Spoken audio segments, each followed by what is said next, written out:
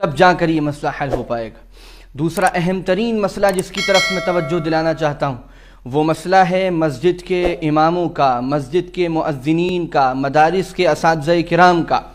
Lock down سے پہلے بھی یہ بات میں نے مختلف موقعوں پر عرض کی، اور لاک ڈاؤن کے زمانے میں اور اس کے بعد جو تازہ ترین صورتحال ہے اس کو دیکھ کر میں عاجزانہ اور مؤدبانہ یہ درخواست لوگوں سے کرتا ہوں کہ اللہ کے لیے ان ائمہ کرام، ان مؤذنین کرام اور ان اساتذہ کرام کی اہمیت کو سمجھیے۔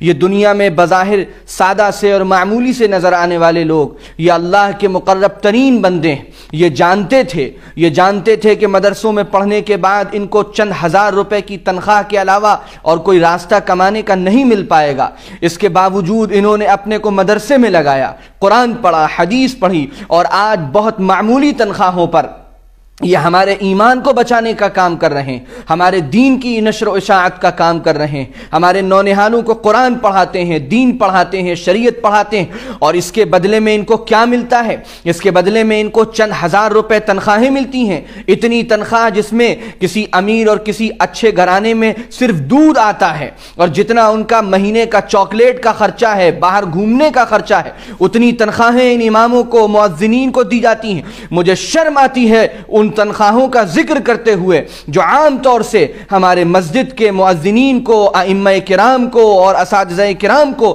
مدرسے کے اساتذہ کرام کو دی جاتی ہیں۔ میں خاص طور سے اپیل کرتا ہوں، ان کو پہچانیے، ان کے مقام کو پہچانیے، ان کی عظمت کو پہچانیے، ان کی قدر کیجیے۔ ان کو ایسا مشاہرہ اور ایسی تنخواہ مسجد کی ہر مسجد کی کمیٹی ایسا مشاہرہ دے جو کم از کم یہ عزت کی زندگی گزار سکیں۔ کیا ان کی تمنائیں نہیں ہیں؟ کیا ان کا دل نہیں چاہتا ہوگا اچھا کھانے کا؟ کیا ان کے بیوی بچوں کو اور اچھے کپڑے پہننے کی طبیعت نہیں ہوتی ہوگی؟ کیا ان کا کبھی کہیں جانے کا دل نہیں چاہتا ہوگا؟ کیا ان کو اچھی سواری لینے کا دل نہیں چاہتا ہوگا؟ کیا ان کو اپنے لیے ایک ذاتی مکان بنانے کا، اپنے حج بیت اللہ کے لیے پیسے جمع کرنے کا، کیا یہ خواہشیں ان کے دل میں پیدا نہیں ہوتی ہوں گی؟ یہ گھٹ گھٹ کر اپنی خواہشوں کو دباتے ہیں۔ ان کے اندر خودداری ہوتی ہے، ان کے اندر غیرت ہوتی ہے، ان کے اندر حیا ہوتی ہے، اس لیے یہ کہتے نہیں ہیں لوگوں سے۔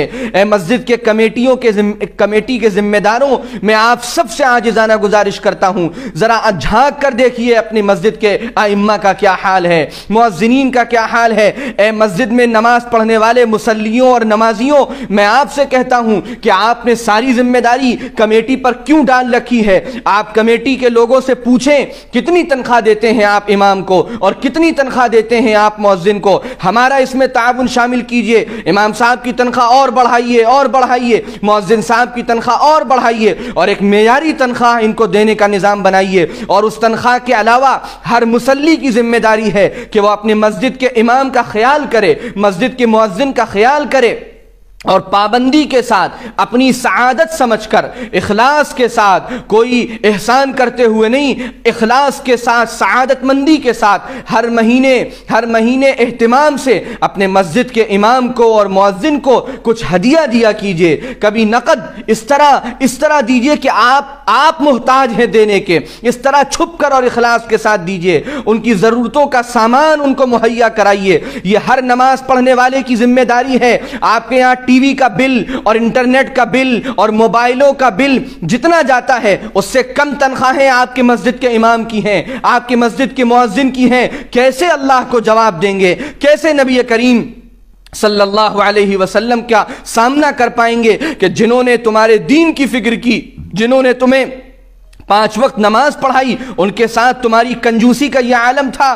بڑی قسم پرسی میں وہ لوگ جیتے ہیں، ان کے یہاں بیماریاں آتی ہیں، وہ مجبور ہیں سرکاری اسپتالوں کی لمبی لائنوں میں لگنے کو، کیونکہ وہ 100-200 روپے سے زیادہ اپنے بیوی اور بچے کے علاج پر خرچ نہیں کر سکتے۔ اگر مسجد کے امام یا ان کے گھر میں، ان کے بیوی بچوں میں، مؤذن یا ان کے گھر میں بیوی بچوں میں کوئی بیمار ہے، مسجد کے تمام مصلیوں کی ذمہ داری ہے کہ ان کے بہترین سے بہترین علاج کی کی وہ فکر کریں، ان کی خبرگیری کریں، ان کو ضرورت کا سامان مہیا کرائیں، اور یہ سب اپنی سعادت مندی سمجھ کر کریں۔ اساتذہ مدارس کے اساتذہ کرام کا جو حال ہے لاک ڈاؤن کے زمانے میں اور اس کے بعد اب مدرسے ابھی بند ہیں، ہم خبرگیری نہیں کرتے، ہم فکر نہیں کرتے، یہ ذمہ داری تمام مصلیوں کی، تمام نماز پڑھنے والوں کی ہے۔ اور سب سے آسان راستہ یہ ہے کہ ہر مسجد کے اطراف کے گھر والے اپنے مسجد کے امام کی فکر کر لیں، اپنے مسجد کی مؤذن کی فکر کر لیں، اپنی مسجد میں چلنے والے مدرسے کی فکر کر لیں۔ زیادہ دور جانے کی ضرورت نہیں ہے،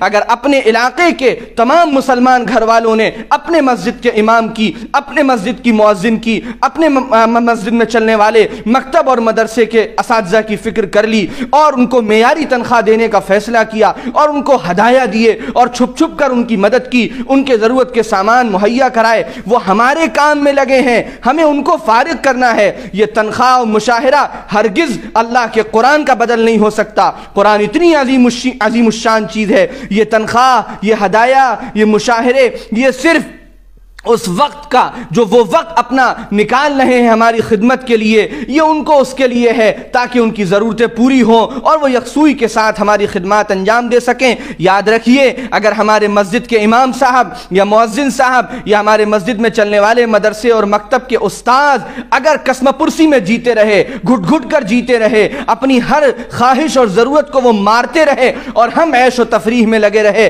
تو اللہ کے یہاں ہمارے لیے کوئی جواب نہیں ہوگا۔ ہم اس عمل کی نحوست دنیا سے لے کر آخرت تک دیکھیں گے۔ بڑی بڑی مسجدوں کی یہ کارگزاریاں ہیں کہ ان کے کمیٹی کے لوگ ہوں یا اس مسجد میں نماز پڑھنے والے مصلی ہوں، وہ خود لاکھوں اور کروڑوں میں جیتے ہیں اور ان کے مسجد کا امام چند ہزار روپے میں گھٹ گھٹ کر زندگی گزارتا ہے۔ ایسے لوگ کیسے اللہ کا سامنا کریں گے، کیسے نبی صلی اللہ علیہ وسلم کا سامنا کریں گے؟ اس فکر کو اپنے اوپر سوار کر لیجئے اور ہر شخص اپنے مسجد کی، اپنے محلے کی فکر میں لگ جائے۔ اللہ تعالی ہمیں ان ائمہ کرام کی، ان مؤذنین کرام کی اور ان مدارس کے اساتذہ کرام کی بے انتہا قدر کی توفیق عطا فرمائے اور ان کی بڑھ بڑھ کر ان کی خوب مدد کرنے کی، ان کا خوب ساتھ دینے کی اور ان کی خدمت کو اپنی سعادت سمجھنے کی توفیق عطا فرمائے۔ میرے اس پیغام کو جتنا ہو سکے دوسروں تک پہنچائیے، فردن ایک ایک فرد تک پہنچائیے، اس سلسلے میں رابطہ کیجئے، محلے کے لوگ بیٹھ کر آپس میں نظام طے کریں، مصلی بیٹھ کر آپس میں نظام طے کریں اور اس مسئلے کو سوچئے، اپنے دل پر ہاتھ رکھ کر، ذہن کو لگا کر کہ اگر ان کی جگہ میں ہوں تو پھر میں کیا سوچوں گا۔ اللہ عمل کی توفیق عطا فرمائے۔ والسلام علیکم ورحمۃ اللہ وبرکاتہ۔